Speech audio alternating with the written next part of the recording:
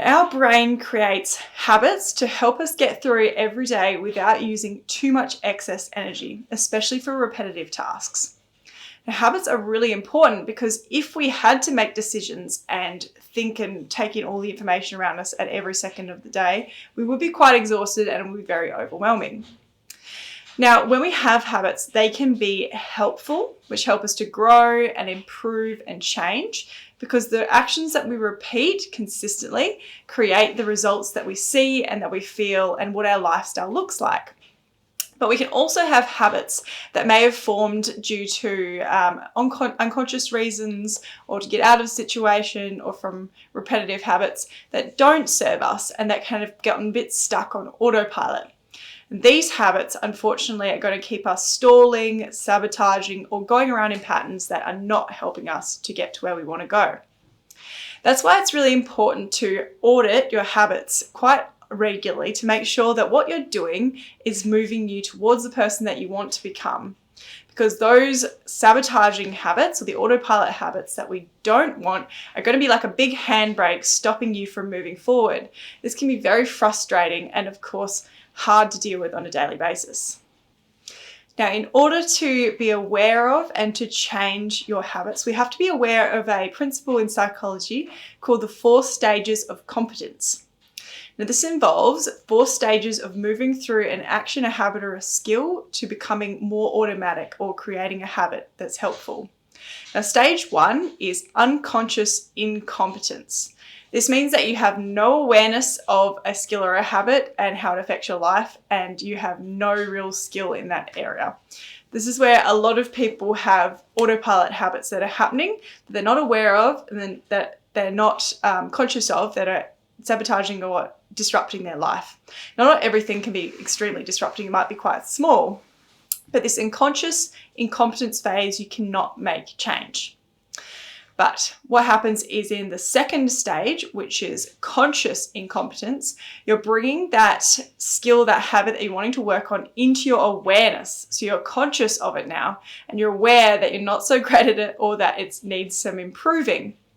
Now, in this second phase, you can learn, you can grow, you can develop, and you're open-minded to change. So you want to bring that unconscious incompetence or that habit into this conscious state.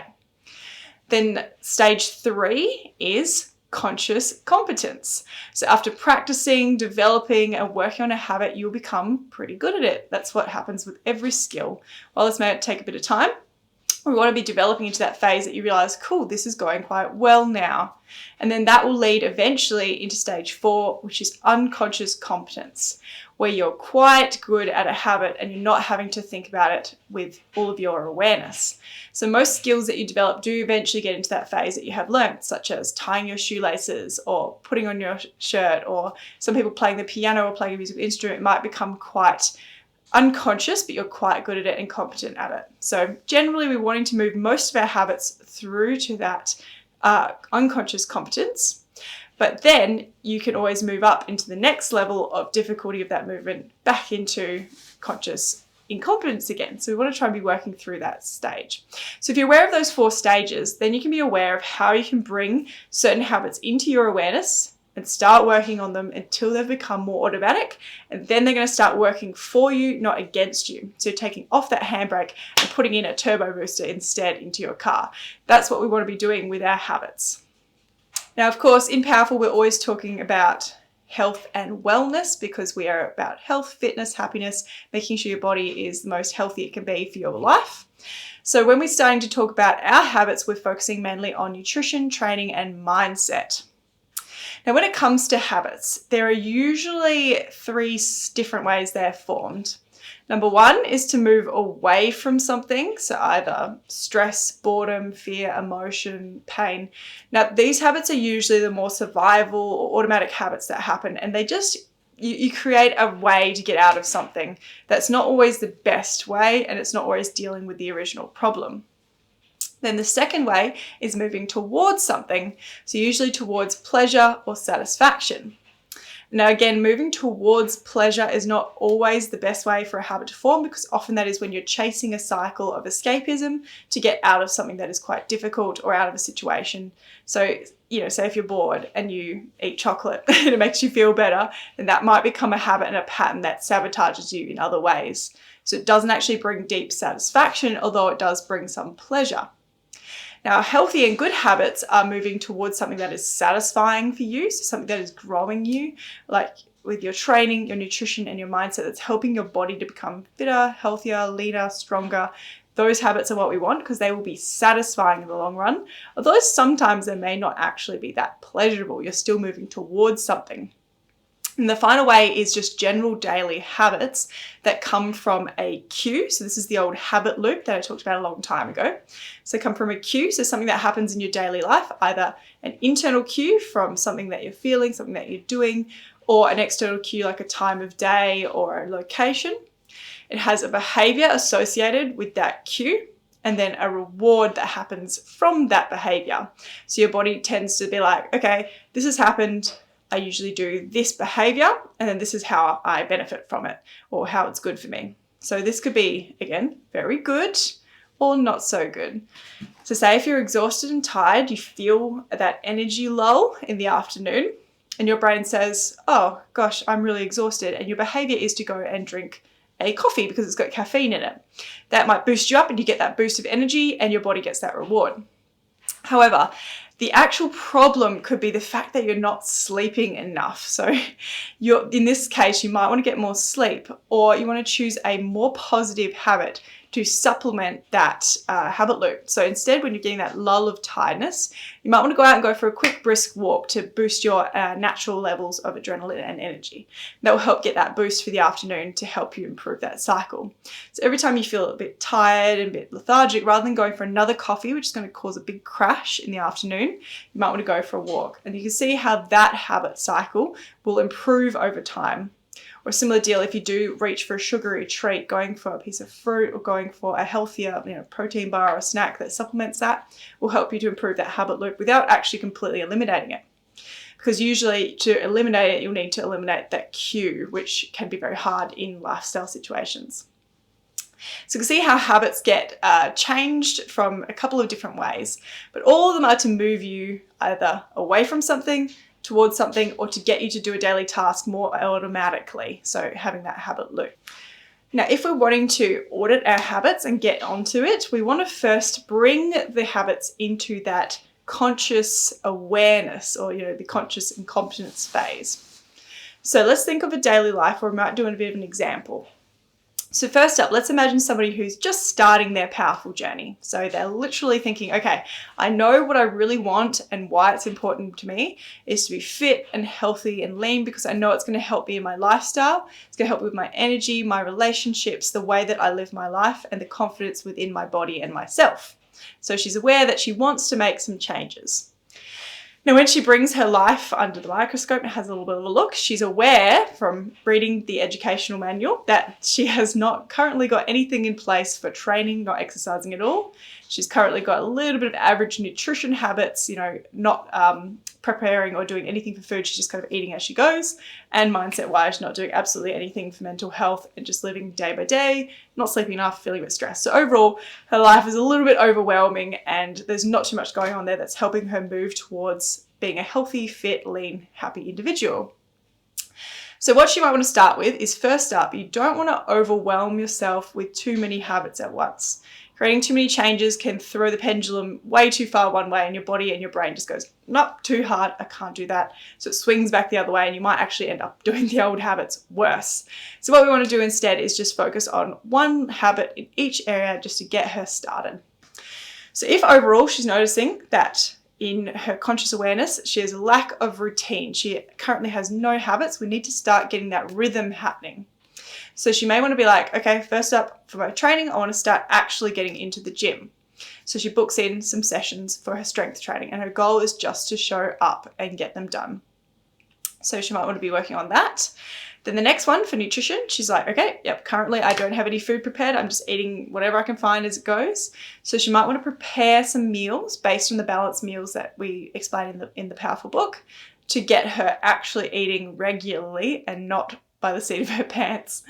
And then mindset wise, she's noticing her energy is the biggest problem. So she might have been the person who drinks the coffee in the afternoon and feels exhausted and lethargic most of the day. Then first up, she needs to get some sleep. So her habit is going to be having a shower at 9 because that's so cute to go to bed, and then getting in bed by 9:30. So you can see how these little habits can be her starting point to bring them into her, from her unconscious incompetence zone, like where she had absolutely no idea that they were affecting anything, had no education on that reason. And she's bringing them into her awareness, so her consciousness, and now she's able to actually think about them and learn about them to use that. Now, she's going to go off and try for a month or two to work on those habits and get that ingrained, because if you've seen a video in the past about just habits in general, they need repetition. They need that habit cue loop cycle to be ingrained to stay more of a permanent fixture in your life. Because they keep rolling, they keep moving, they're going to create those changes that you want to see and the results in your body. That won't come from just winging it every day and wishing and wanting to be something that's not happening. You have to build those habits. So anyway, let's say she's been doing that for 2 months. Let's say 1 month. She's been working on that for 1 month and she's gotten pretty good. So she started going to training sessions, showing up, doing her strength training, coaches there to help her out. So she doesn't need to worry about anything else. She just has to show up. So she's feeling pretty consciously competent in that area. She's pretty happy with how she's going. Say she's been bringing her food every day. So she's been bringing her breakfast and her lunch, and she's been forming that into a habit. So it's pretty easy for her to prepare her food and bring it with her to her work. Easy. She's getting consciously competent, and then she's been pretty consistent at going to bed and getting to sleep on time. So her energy levels are improving. See now how these habits have started to improve, and she's probably feeling a lot better than she was before. Now, once she's gotten to that phase and she's finding that it's almost second nature for her to do these things, like it's weird for her to not turn up to her training sessions. It's weird for her to forget her lunch. It's weird for her to not go to bed at 9:30. Then she's got ready to move into adding some more habits. So when you have a reflection every single month, it's really important to look over the habits that you've done the last month, what went well, what challenged you, and what you want to do for the next month so you can continue this cycle of growth. Because what you want to do next is you're like, okay, cool, awesome, I'm doing really well with my training. What do I need to bring into my awareness next to grow to the next level? Because you may think, oh, sweet, I'm doing really well, I'm doing all my training sessions, but you're like, okay, well, I have been neglecting. I don't currently have any cardio or flexibility going on in my routine. So that's when you bring that into your awareness to start building. So scenario 2, she might have done a month of her workouts. She's started a month of her powerful journey. She's feeling pretty good. Now she's ready to start bringing in some new habits. So once a habit is pretty unconsciously competent, or it's getting there, you're ready to start moving on and bringing another one in. So let's just say, for example, she has a bit of a challenge. So she's got her, let's start with training. So she's doing her strength training sessions, feeling pretty good, but then she's decided, okay, time for cardio, and she's tried a couple of the blitz sessions and they're a little bit too high intensity for her at the moment, or very hard to fit into her schedule. Like just the 3 sessions a week was enough with her busy work routine. So she might have to be a little bit creative as to how she involves her new habit. So let's just say she's decided, I'm really ready to add in some blitz sessions. But the only way I can think of doing that is probably parking a little bit further away from work and doing a little walk run to work every day, or maybe let's just say twice a week. So then you can see how she's thought, all right, cool, how can I modify my lifestyle to get this in so I can get more energy, more fitness, but without causing the other habit to disintegrate? Because the strength training obviously is taking up some of her time. She's already busy with work, relationships, family, etc. It's really important to be like, cool, okay, I can fit this in here and it's not going to overwhelm me. It's not going to, push too hard. It's not going to go over the top. And then she's going to start getting in some cardio. So if twice a week she parks further away from work and she does a walk or run up the hill, she's still getting her cardio in. She's still satisfying her blitz sessions to help move her towards her goal, but she's not changing too much else in her lifestyle. It's going to be more of a consistent habit. Now let's think of her nutrition. So say she's doing her nutrition pretty well. She's bringing it to work each day. She wants a bit more variety and she wants to start tracking her food.